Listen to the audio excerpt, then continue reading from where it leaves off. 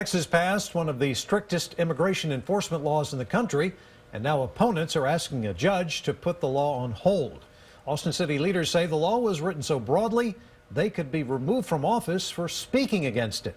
KXAN's political reporter Phil Prazen is in San Antonio, where opponents say it impedes the First Amendment.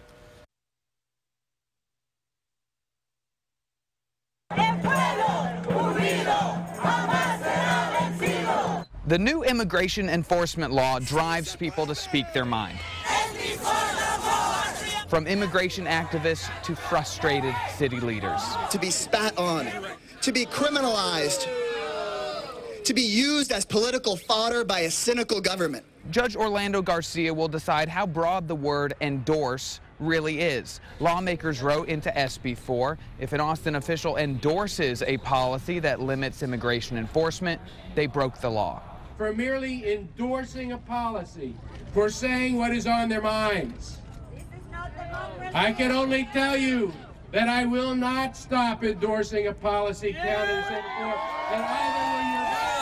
State attorneys argued differently here. They said they would not prosecute someone for just speaking their mind. They would prosecute someone if that speech led to someone violating the new law.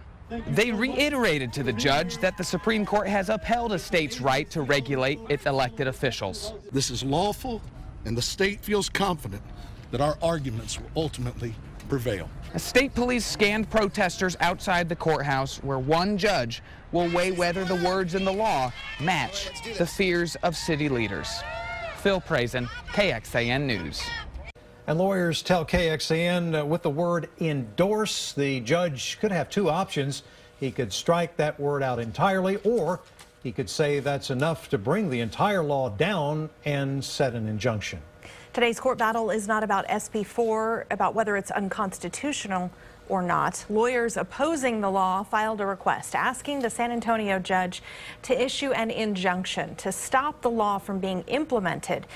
To do this, they have to prove it will cause harm if implemented, like violating civil rights, and that they have a chance of winning the case once it goes to court. Attorney General Ken Paxton filed a preemptive lawsuit the day after Governor Abbott signed that law. He is looking for the federal court in Austin to say it is constitutional on the merits of the case. That hearing is set for this Thursday.